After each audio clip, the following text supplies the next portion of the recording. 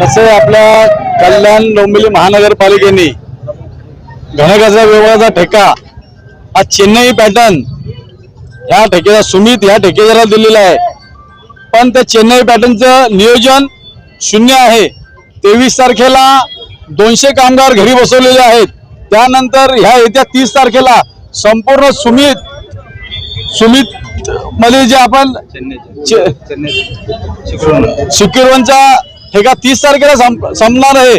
त्यामुळे सगळे माझे कर्मचारी घरी बसणार आहेत आणि जर हे घरी बसले तर तो नवीन चेन्नईवाला कॉन्ट्रॅक्ट आलेला आहे त्याला काम करू देणार नाही।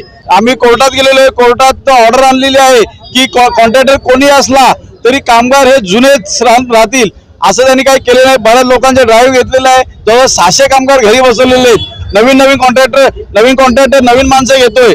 जर येत्या 30 तारखेला सगळा ठेका संपुष्ट झाला तर चेन्नईचा ठेका मी चालू होऊ देणार नाही। 1400 कामगार आहेत, 1400 कामगारांची मी ऑर्डर आणलेली आहे।